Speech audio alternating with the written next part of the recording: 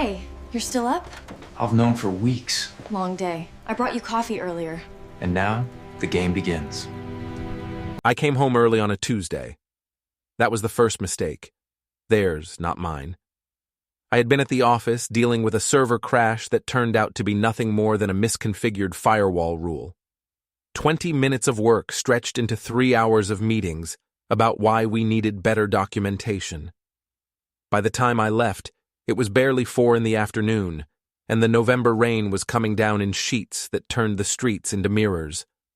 Our house sat at the end of a cul-de-sac in one of those neighborhoods that pretended to be nicer than it was. The houses were all the same basic design with different colored shutters and strategically placed landscaping to create the illusion of individuality. Ours had blue shutters. Laura picked them out because she said blue was calming and professional. Everything in Laura's world had to serve a purpose, preferably one that looked good on Instagram. I parked in the driveway instead of the garage.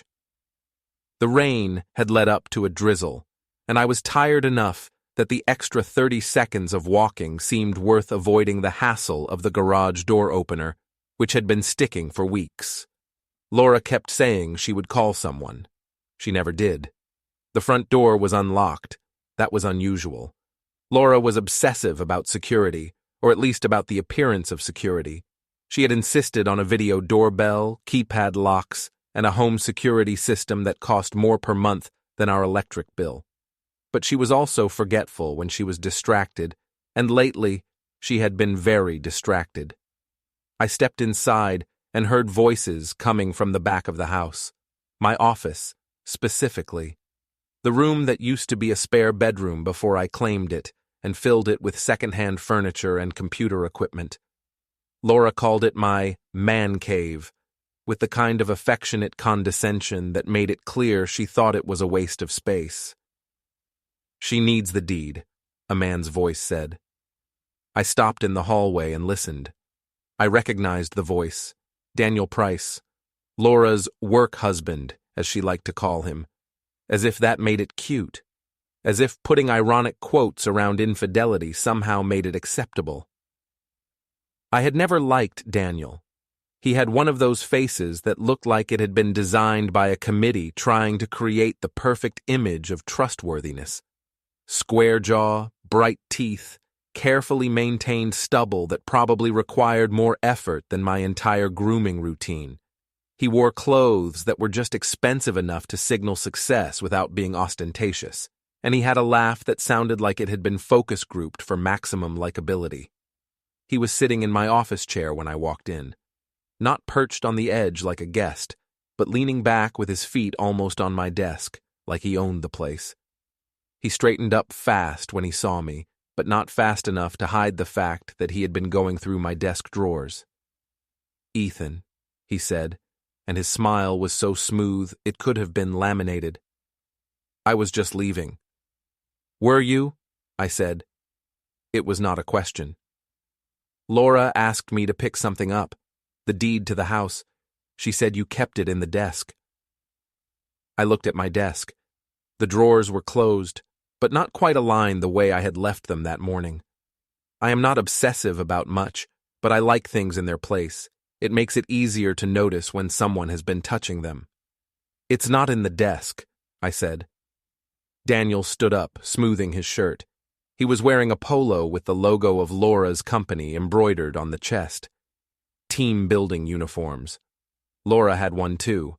She wore it on casual Fridays and in photos for the company newsletter. "Laura said it was definitely in the desk," Daniel said, and there was an edge of impatience in his voice now. Like I was the problem. Like I was the one interrupting his afternoon.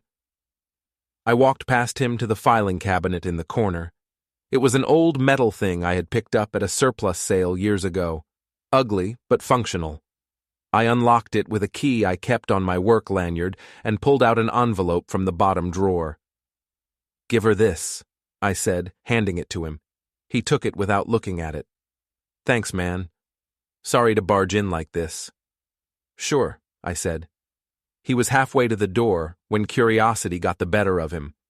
I watched his face as he opened the envelope and pulled out the papers inside. I watched the exact moment his expression changed from casual confidence to something that looked like the floor had just dropped out from under him. His hands started shaking. It was subtle at first, just a slight tremor in his fingers, but it spread fast. The papers rattled like leaves in the wind. His face went pale, then red, then pale again. He looked at me, then back at the papers, then at me again. "What is this?" he said, but his voice cracked halfway through and it came out sounding like a plea. I did not answer. I just stood there and waited. He pulled out his phone with shaking hands and dialed. I heard it ring twice before Laura answered. He put her on speaker, probably by accident, because his hands were shaking too badly to hold the phone steady. "Did you get it?" Laura's voice said, bright and efficient. The voice she used for conference calls. "You said he was a nobody!" Daniel shouted into the phone. His voice bounced off the walls of my small office and probably carried through the whole house. "Do you have any idea who he's been talking to?" There was a pause.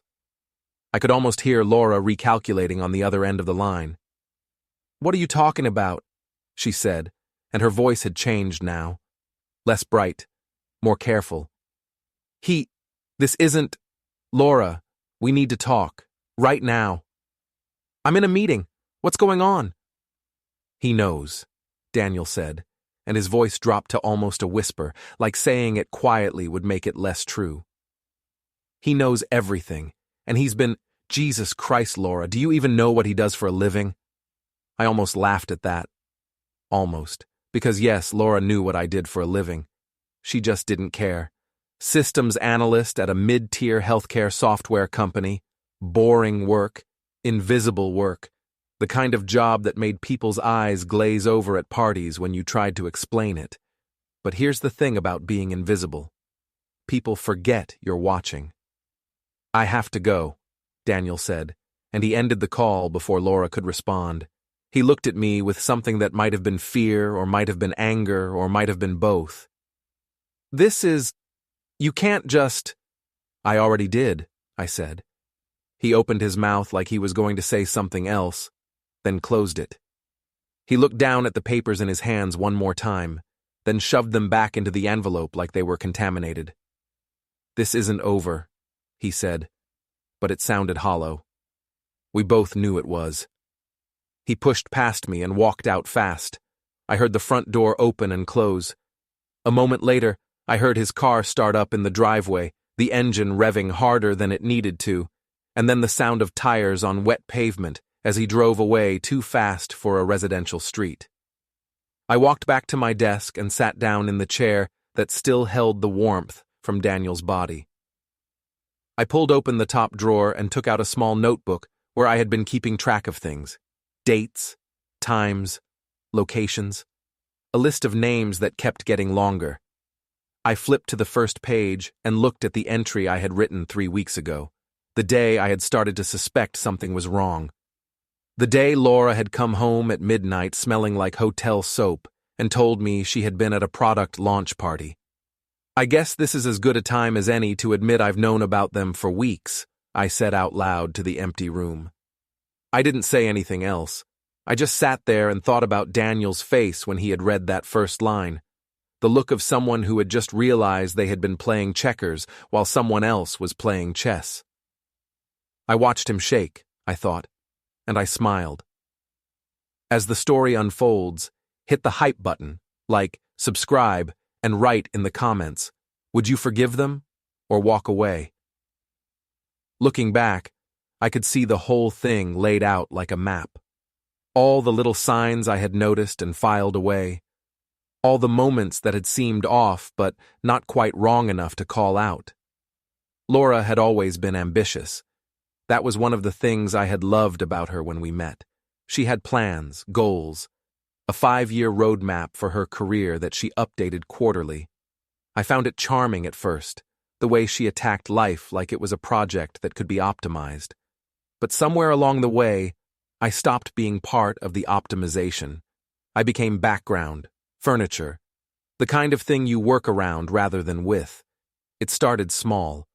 Her phone, which used to sit face up on the kitchen counter, started living face down. She started charging it in the bathroom overnight instead of on her nightstand. When I asked about it, she said the light was keeping her awake. Reasonable, except she had never mentioned it before, and we had been married for 6 years. Then there were the late nights at work. Laura had always worked hard, but this was different. These were not the usual crunch times before a product launch or the end of a fiscal quarter. These were random Tuesdays and Thursdays when she would text me at 5 saying she had to stay late for a meeting that had come up suddenly. Launch planning, she would say. Team building strategy session, investor presentation prep. The words changed, but the pattern was always the same.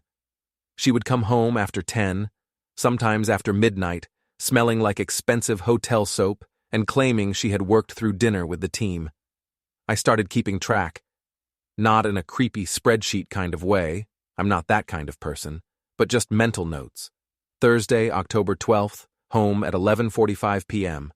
Tuesday, October 17th, home at 10:20 p.m. Friday, October 20th, home at 1:15 a.m. That last one had been interesting. She had texted me at midnight saying the team was going out for drinks after their late meeting. Team bonding. I had Googled the bar she mentioned. It was 3 blocks from a boutique hotel downtown, the same hotel I would find in her Uber receipts 2 weeks later. But I am getting ahead of myself. The real tell was the lingerie. Laura had always been practical about clothes. She bought things that looked good and lasted long. Her underwear drawer was full of sensible black and beige items from department stores, functional, comfortable. Then one day I was putting away laundry and found a red lace set I had never seen before, tags still attached. Expensive, judging by the brand. I left it there and waited to see if it would make an appearance. It didn't. Not in our bedroom, anyway. The next week, another new set appeared. Black this time. Also expensive. Also never worn for me. I could have confronted her then. Should have, probably. But I wanted to be sure. I wanted evidence. And more than that, I wanted to understand what I was dealing with before I made a move. So I started paying attention. Really paying attention. The way I pay attention at work, when I am debugging code or tracing a network problem. Looking for patterns. Following the connections. I attended one of Laura's company events as her +1, a mixer at a trendy restaurant downtown with exposed brick walls and Edison bulbs hanging from the ceiling. The kind of place that served small plates at large plate prices. Laura had not wanted me to come, but she couldn't come up with a good reason why not, so I went. That was where I saw them together for the first time, Laura and Daniel. I had met Daniel before, briefly, at another company thing a year ago. Laura had introduced him as a colleague, someone on her team. I had shaken his hand and forgotten about him 5 minutes later. But watching them at the mixer, I could see it. The way they stood just slightly too close. The way they had their own private language of inside jokes and shared looks. The way Daniel touched her arm when he was making a point, and the way Laura leaned into it. I stood by the bar nursing a beer and watched them work the room together. They were good at it. Coordinated. Like a dance they had practiced. They would split up to talk to different groups, then orbit back to each other, comparing notes in quick whispered conversations before moving on to the next target. No one else seemed to think it was weird. Or maybe they did, and they were all just politely ignoring it.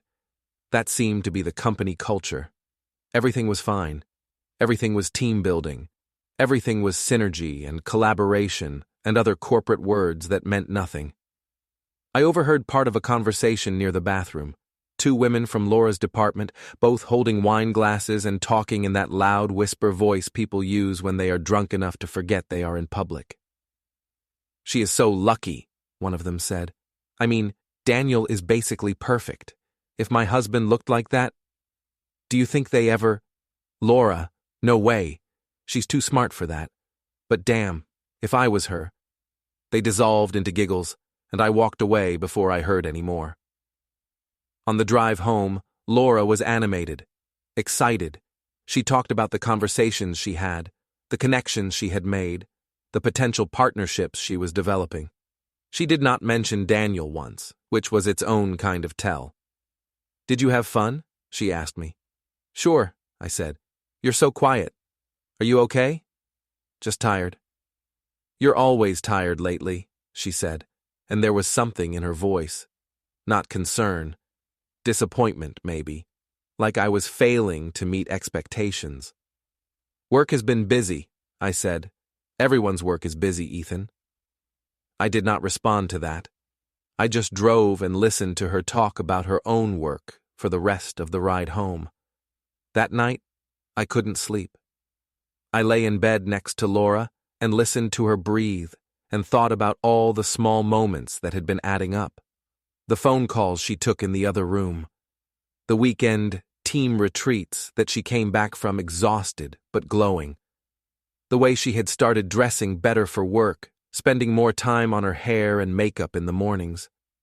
I thought about the look on Daniel's face when he had laughed at something Laura said at the mixer. The proprietary way he had guided her through the crowd with a hand on her back. I thought about the lingerie that had never been worn for me. Around 2 a.m, I got up and went to my office. I opened my laptop and started going through our shared cloud storage. Laura and I had linked our phones years ago for photos and backups. It was convenient. It was also a security hole that she had forgotten about.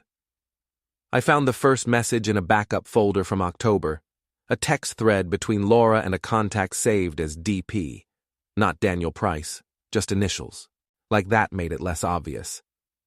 "Missing you already," he had written. "Room 507 next week?" she had replied. "Can't wait." I scrolled through the thread. There were dozens of messages, hundreds maybe. I did not read them all. I did not need to. I took screenshots of the relevant ones and saved them to an encrypted folder on my desktop. Then I kept digging. I found calendar invites for off-site planning sessions that overlapped with Laura's late nights. I found Uber receipts for rides to the hotel district. I found a selfie Laura had taken in a hotel bathroom, visible in the mirror behind her, wearing the red lingerie I had found in her drawer. The photo was cropped at the shoulders, just her body, but I recognized the necklace she was wearing. I had bought it for her birthday last year. I sat in my office until the sky started to turn gray outside the window. Then I closed my laptop and went back to bed. Laura was still asleep, curled on her side facing away from me. I lay there next to her and thought about what to do next. The night I decided to stop being invisible wasn't when I caught them.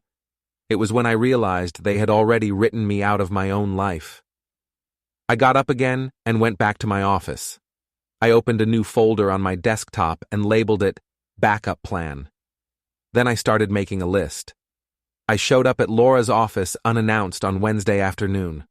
This was not something I usually did. Laura had made it clear early in our marriage that work was her space, and she didn't appreciate surprise visits or interruptions. But I had a carefully constructed excuse prepared. I was in the area for a meeting that ended early, and I thought I would bring her coffee. The coffee was real. 2 large lattes from the expensive place near her office building, the one that charged $7 for drinks that tasted only marginally better than the chain place across the street. Laura's had extra foam and vanilla, the way she liked it. The meeting was not real, but Laura wouldn't know that. Her company occupied the top 3 floors of a converted warehouse in the trendy district downtown. All exposed brick and steel beams and open-concept workspace that made actual privacy impossible. The kind of office that looked great in recruitment photos and was terrible for getting work done. The elevator opened into a reception area that tried too hard to look casual. Vintage leather couches that were too low to sit in comfortably. A wall of inspirational quotes in fancy typography. A receptionist sitting behind a desk made from an old door balanced on sawhorses. "I'm here to see Laura Cole," I told the receptionist. She was young, probably fresh out of college, wearing the kind of carefully curated casual outfit that probably cost more than my entire wardrobe. "Is she expecting you?" "No, I'm her husband." I brought her coffee. The receptionist's expression shifted slightly. I couldn't tell if it was recognition or just trained politeness. "I'll let her know you're here." She picked up a phone and had a quiet conversation I couldn't hear. Then she hung up and smiled at me.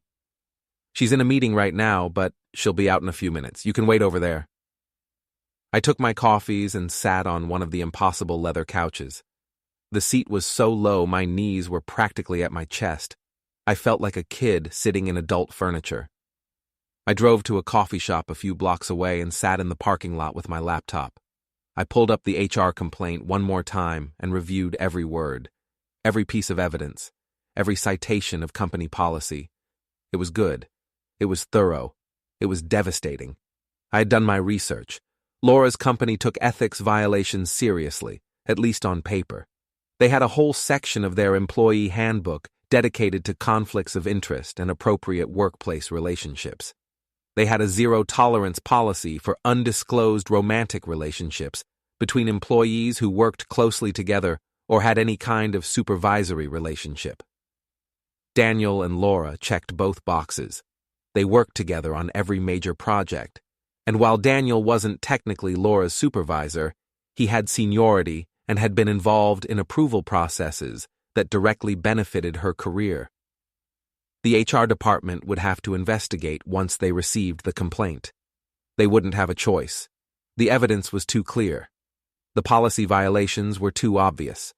And once the investigation started, everything else would come out. The hotels, the time theft, the secret credit cards, maybe even the refinance scheme. If HR bothered to dig that deep, Laura's career would be over, or at least severely damaged. Even if she wasn't fired outright, she would be marked, watched. Her credibility would be shot. Daniel would face the same consequences, probably worse, since he had more to lose. The golden boy, the trusted leader, the face of their ethical leadership campaign, according to what Mia had found. I thought about the poster I had seen in Laura's office building, a blown-up photo of Daniel smiling in front of the company logo, with text about integrity and trust. I wondered if it was still hanging there, or if they had already taken it down. Tomorrow at 6 p.m., everyone would know what Daniel Price really was. I closed my laptop and drove home. Laura wouldn't be back for hours. "Late meeting," she had said. "Campaign strategy session." Right, strategy. I spent the evening in my office going through my files one more time, making sure everything was organized, making sure I hadn't missed anything. At 9:30, I got a text from Laura. "Late night, don't wait up." I didn't respond. At 11:15, another text. "Heading home now. Sorry, tomorrow should be better." I still didn't respond. She got home at 11:43. I heard her car in the driveway, heard the front door open and close, heard her footsteps on the stairs. She poked her head into my office. "Hey," she said, "you're still up." "Couldn't sleep." "Me neither. Long day." She yawned. "Thanks again for the coffee earlier. That was sweet." "No problem." She lingered in the doorway for a moment, like she wanted to say something else. Then she just shook her head. "I'm going to bed. Try not to stay up too late." "I won't." She left. I heard the bedroom door close. I looked at my computer screen. The HR complaint sat in my drafts folder, scheduled to send in 18 hours. They'd printed my revenge and hung it in their lobby, I thought. That poster about integrity and trust. That whole performative culture of ethics and team building and doing the right thing. Tomorrow, they would find out what doing the right thing actually meant. I closed my laptop and turned off the lights. Tomorrow was going to be a very long day. Thursday morning, I went to work like everything was normal. I sat through 2 meetings about a software upgrade that nobody wanted, but corporate had mandated anyway. I reviewed server logs from the previous night's backup process. I helped a new hire figure out why his email wasn't syncing to his phone. Normal. Boring. The kind of day I had lived 1,000 times before. Except at 3 p.m. I told my manager I needed to leave early for a dentist appointment. She waved me off without looking up from her laptop. I packed my bag and walked out to my car in the parking garage, and the whole time I felt like I was moving underwater, like reality had gained density and drag. The HR complaint was scheduled to send at 6 p.m. In 3 hours, everything would change. I drove home but didn't go inside. Instead, I parked on the street and walked across the cul-de-sac to Jay Nguyen's house. Jay was my neighbor, though I didn't know him well. He was maybe 25, worked some kind of gig economy job that kept him out at weird hours. I had helped him jumpstart his car once, and he had helped me carry a couch up our front steps when Laura and I bought new furniture. That was the extent of our relationship. I rang his doorbell and waited. Music was playing inside, something with heavy bass. After a minute, the door opened. "Hey," Jay said. He was wearing basketball shorts and a t-shirt for a band I didn't recognize. "What's up?" "I need a favor," I said. "A weird favor, and I'll pay you for it." Jay's expression shifted to interested. "How weird?" "Prank war weird. Nothing illegal, just stupid and petty." "I'm listening." I told him the abbreviated version, that my wife was cheating with a coworker, that I wanted to mess with the guy's car, that I would pay Jay $200 to be my lookout. Jay grinned. "Man, that sucks. About your wife, I mean. But yeah, I'm in. When?" "Tonight, late, like 2 a.m. "Where's the car?"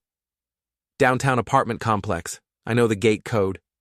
And we're not doing anything crazy, not slashing tires or anything. Nothing permanent, just enough to freak him out." Jay thought about it for maybe 5 seconds. "Okay, $200, but if we get caught, I'm saying you forced me." "Deal." We agreed to meet at 1:30 a.m. in my driveway. I went home and tried to pass the time. I made dinner but couldn't eat more than a few bites. I turned on the TV but couldn't focus on what was playing. At 5:45 p.m., I refreshed my email on my phone. The scheduled send was still queued. 15 minutes left. At 5:58 p.m., Laura texted me. "Another late one. Probably won't be home until after midnight." I stared at that message for a long time. Another late one. Code for another night with Daniel. Another hotel room. Another few hours of my wife being somewhere else, being someone else, while I sat at home like an idiot. At exactly 6 p.m., my email client showed a notification. Message sent. It was done. The complaint was in the hands of Laura's HR department. By tomorrow morning, or maybe even tonight, people would be reading it, looking at the evidence, starting to ask questions. But for now, for the next few hours, Laura and Daniel had no idea. They were still living in the world where they thought they were safe, where they thought I was a nobody who would never figure it out, and even if I did, would never do anything about it. I waited until 1 a.m., then got dressed in dark clothes and old sneakers. I grabbed a baseball cap and a pair of gloves from the garage. Then I walked across the street to Jay's house. He was already waiting outside, also dressed in dark clothes. He looked excited, like this was the most interesting thing that had happened to him in months. "Ready?" he asked. "Let's go." We took Jay's car, an old Honda with a loud muffler. He drove us downtown, to the apartment complex where Daniel lived. I had been here once before, months ago, when Laura had dragged me to a housewarming party for one of her coworkers. I remembered the gate code because it was the same as the year Laura and I had gotten married. 2019. A cruel irony. Jay pulled up to the gate, and I punched in the code. The gate creaked open and we drove through, into the underground parking garage. "Which car?" Jay asked. "Silver Audi, 3rd level. I saw it when we were here before." We drove up the ramps slowly, headlights off. The parking garage was mostly empty at this hour. A few cars scattered across the levels. No people. No security that I could see. We found the Audi on the 3rd level, parked in a spot marked with Daniel's apartment number. It was a newer model, expensive but not flashy. The kind of car that said I'm successful but humble about it.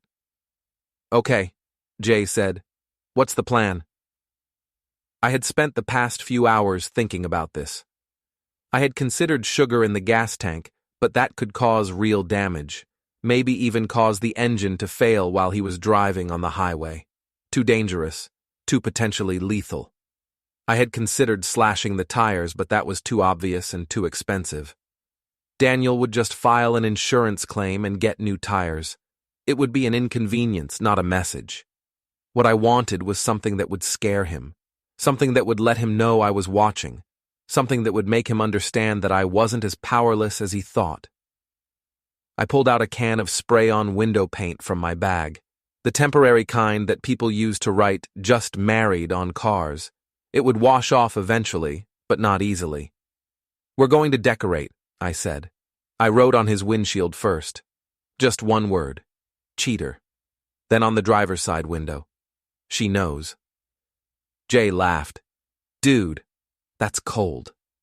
I'm not done.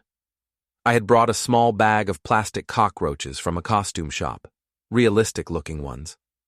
I wedged them into the air vents on the outside of the car where they would get sucked into the ventilation system when he turned on the heat or AC. "What the hell are those for?" Jay asked. "When he turns on the vents, they'll start rattling around in there. He'll think his car is infested." That's genius. Also disgusting. That's the point. I had one more trick. I pulled out a small Bluetooth speaker, the cheap kind you can buy for $10 online. I had preloaded it with an audio file I had recorded earlier. A woman's voice, screaming about infidelity and betrayal. Not Laura's voice. Just a generic angry spouse voice I had synthesized using a text-to-speech program. I synced the speaker to my phone, then used duct tape to attach it under the rear bumper where Daniel wouldn't see it. I set it to automatically connect and play when it detected the car's ignition starting. "When he starts the car tomorrow, this is going to blast at full volume," I said. "Probably scare the shit out of him." Jay was grinning now. "This is the best thing I've done all month. You sure we can't slash one tire? Just one?" "No, this is enough." We stepped back and looked at our work. The Audi looked like a billboard advertising Daniel's sins. Anyone walking past would see it. Everyone in the parking garage tomorrow morning would see it. "How much you want to bet he calls in sick tomorrow?" Jay asked. "I'm counting on it." We were halfway back to Jay's car when I heard footsteps on the concrete. We both froze. A security guard rounded the corner, walking slowly with a flashlight. He was old, probably close to retirement, and he looked like he had been doing this job too long to care much about what he found. But he did stop when he saw us. "Can I help you, gentlemen?" he asked. My heart was hammering. Jay looked at me. We were both standing in the middle of a parking garage at 2 a.m. wearing dark clothes. There was a can of spray paint in my hand and a bag of plastic roaches at my feet. "We're just heading out," I said. The guard shined his flashlight on us, then passed us at Daniel's car. He saw the writing on the windows. I watched his expression change from bored to interested. "That your car?" he asked. "No, sir," I said. "Then what are you doing here?" I could have lied. Could have made up some story about visiting a friend, but I was tired of lying. Tired of pretending everything was fine. "My wife is having an affair with the guy who owns that car," I said. "I'm just leaving him a message."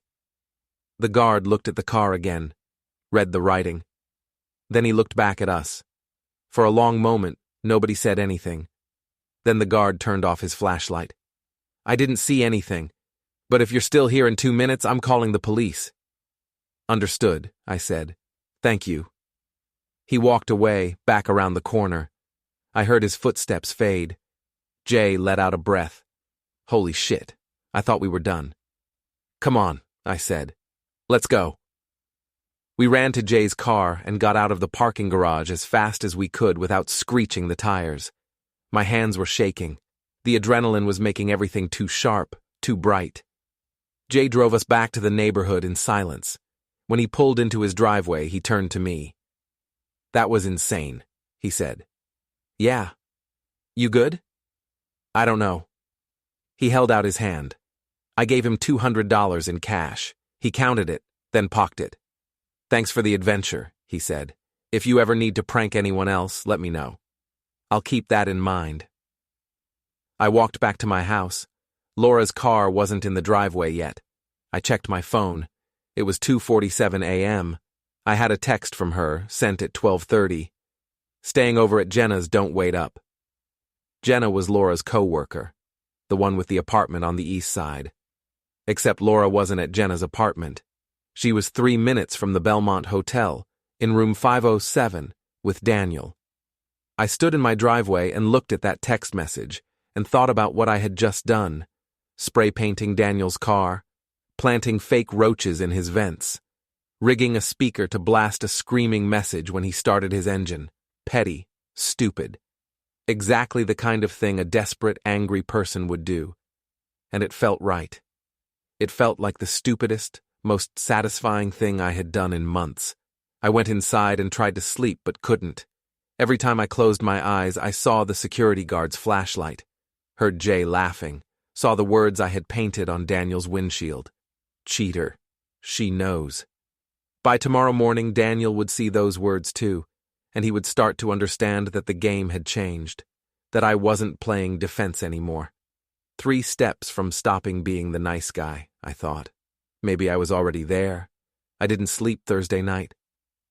I lay in bed and watched the clock on my phone count down the hours until morning. At some point after 5 a.m., I gave up and went to my office. I had 3 emails waiting for me. The first was an automated receipt confirming that my HR complaint had been received by Laura's company. Generic corporate language about taking all reports seriously and conducting thorough investigations. Nothing specific. Nothing that gave away whether anyone had actually read it yet. The second was from Mia, sent at 11 p.m. Got a hit. Check your secure folder. I opened the secure shared folder we had been using to exchange files. Mia had uploaded a document, a PDF of Laura's company policy manual with several sections highlighted in yellow. I skimmed through it. Conflict of interest policies, mandatory disclosure requirements for romantic relationships, 0 tolerance for favoritism or preferential treatment, consequences ranging from formal reprimand to immediate termination depending on severity. Mia had also highlighted a press release from 2 months ago. Laura's company was launching an internal ethics campaign. Leading with integrity. That was the tagline. And guess whose photo was featured prominently in the announcement?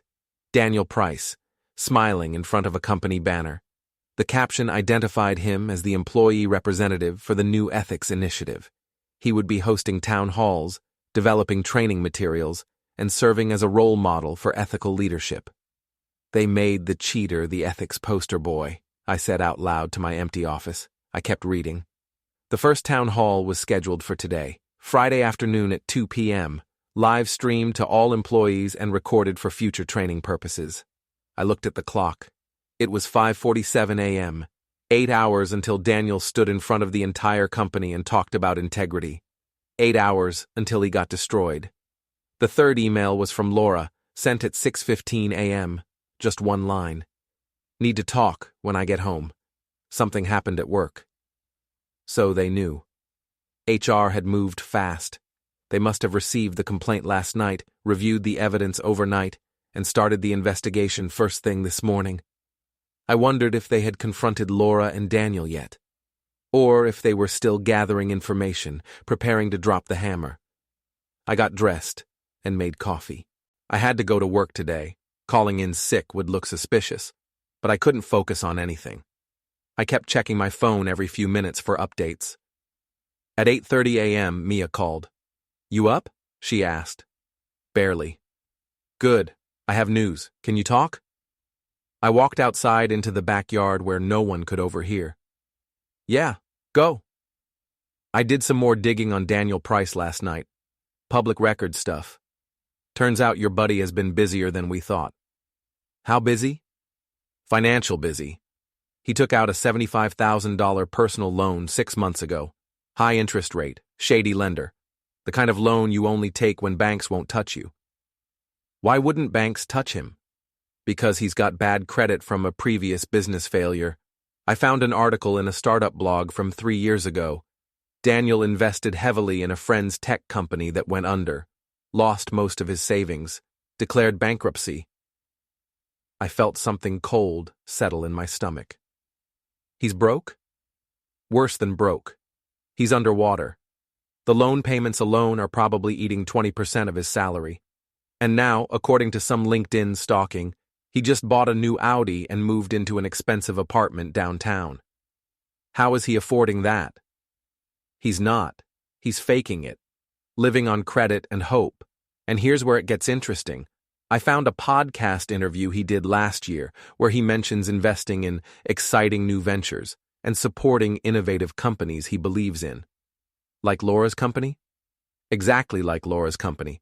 I think Daniel put his own money into her startup, probably at her encouragement. Which means he has a direct financial interest in her success, which means the conflict of interest isn't just romantic, it's also financial. I sat down on the back steps. That's fraud. It's definitely some kind of corporate malfeasance. If he's making business decisions that benefit a company he has a financial stake in, without disclosing that stake, that's serious. That's way beyond just sleeping with a coworker. Does HR know about this? Not yet. The complaint you filed focused on the relationship. This is a whole other layer. But if they start digging, and they will, now that you've given them a reason to, they'll find it. Will it be enough to get him fired? Fired? Mia laughed. Ethan, this could get him blacklisted from the entire industry. Ethics violations are one thing, financial conflicts of interest are another. Combined? He's done. Nobody will touch him. I thought about Daniel sitting in my office asking for the deed. Thought about Laura's refinance scheme. How much did he invest in Laura's company? I don't know exact numbers, but if I had to guess, based on his loan timing and the company's funding rounds, probably around $50,000, which for someone in his financial situation is basically everything he has. So if Laura's company fails, he loses it all. Again, that's probably why he's so invested in making sure she succeeds. He's not just sleeping with her. He's betting his entire financial future on her. Jesus Christ. Yeah, these people are messy. Mia paused.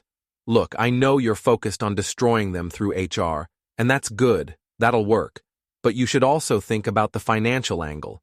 If you can prove Daniel has undisclosed investments in decisions he's influencing, that's a bigger bomb than just the affair. How do I prove it? That's harder. You'd need access to his financial records or company investment disclosures. Unless what? Unless there's a smoking gun email somewhere, Laura's backup files, Daniel's company laptop, anything that shows them discussing his investment or her getting special treatment because of it. I thought about Laura's desk at home, the locked drawer I had already searched once. I might be able to find something. Be careful. You're already dancing on the edge of what's legally questionable. Don't cross any lines you can't uncross. I won't. We talked for a few more minutes about logistics, about what to look for, about how to document anything I found without leaving digital fingerprints. When we hung up, I sat on the back steps and watched the sky get lighter. Birds were starting to make noise in the trees.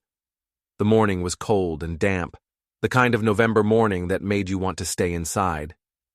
I went back to my office and opened my laptop. I pulled up everything I had collected so far on Daniel. LinkedIn profile, company bio, the podcast interview Mia had mentioned, the bankruptcy filing from 3 years ago. I cross-referenced dates. The bankruptcy was discharged 28 months ago. The personal loan was taken out 6 months ago. Laura's company announced their Series A funding round 7 months ago. The timeline fit. Daniel got the loan, invested in Laura's company, and then started spending like he was successful again. New car, new apartment, expensive dinners with Laura that showed up on her secret credit card. He was leveraged to the eyeballs and pretending everything was fine. Just like Laura was pretending our marriage was fine while meeting her lover in hotels. They were both living in houses of cards, one strong wind away from collapse. At 9:30 a.m., I left for work. I sat through a morning meeting about database optimization strategies and didn't hear a single word anyone said. At 11, I excused myself to the bathroom and checked my phone. Laura had texted 3 times. "We need to talk. It's important. HR is asking questions about Daniel and me. Did you say something to someone? Ethan, answer your phone. I know you're mad, but this is serious." I didn't respond to any of them. Let her sweat. Let her wonder how much I knew and how I knew it. At noon, I met Mia for lunch at a sandwich shop near my office. "You look terrible," she said. "I feel terrible." "Did Laura figure out you filed the complaint?" "I don't think so, but she knows HR is investigating. She's panicking." "Good, let her panic." Mia pulled out her tablet. "I have something else for you. Remember I mentioned that town hall this afternoon? The ethics thing Daniel's hosting? Yeah. I got access to the registration list. Over 300 employees have signed up to attend. Plus, it's being recorded and archived, which means if something embarrassing happens during that town hall, it's permanent." "Like what?" "Like if, hypothetically, someone sent an anonymous email to the town hall moderator right before the event started. An email with evidence of ethics violations by the person hosting the event." I stared at her. "You want to blow him up during his own ethics presentation?" "I want to give you the option. It's brutal, but it's effective." She slid the tablet across the table. "This is a draft email, addressed to the moderator. Attached are the key pieces of evidence from your HR complaint, plus the financial conflict information I found. If you send this, the moderator will see it right before the town hall starts. She'll have a choice: proceed with Daniel hosting, or pull the plug." "What do you think she'll do?" "If she's smart, she'll cancel the event immediately. But if she doesn't see the email in time, or if she decides to proceed anyway, Daniel will be standing on stage talking about integrity, while everyone in the company has just been sent evidence that he's a fraud." I read through the draft email. It was professional, factual, devastating. "This is nuclear," I said. "Yeah, it is. So you need to decide if that's really what you want, because once you hit send, there's no walking it back. Daniel's career is over, his reputation is destroyed, and Laura goes down with him. She deserves it. Maybe, but I'm not asking if she deserves it. I'm asking if you can live with being the person who does it." I thought about that. Thought about the version of myself from a month ago. The version who came home early and found Daniel in his office. The version who still thought maybe this was all a misunderstanding. "Send it," I said. "You sure?" "I'm sure." Mia took the tablet back and made a few adjustments to the email. "The town hall starts at 2. I'm scheduling this to send at 1:45. That gives the moderator 15 minutes to read it and make a decision." "What if she doesn't check her email?" "She will. Town hall moderators are always paranoid about last-minute changes. She'll be refreshing her inbox every 2 minutes. We finished lunch. Mia went back to her office. I went back to mine and pretended to work. At 1:30 p.m., my phone buzzed. Laura calling, I declined it. At 1:40 p.m., she texted, "Please call me, I'm begging you." I turned my phone face down on my desk. At 1:45 p.m., according to the timestamp Mia sent me later, the email went out. At 1:55 p.m., 5 minutes before the town hall was scheduled to start, my phone exploded with notifications. Messages from Laura. "What did you do?" "They canceled the town hall. HR wants to talk to both of us Monday morning." "Ethan, answer me. What did you do?" I picked up my phone and typed out a response. Just 4 words. "I stopped being nobody." Then I turned off my phone and went back to work.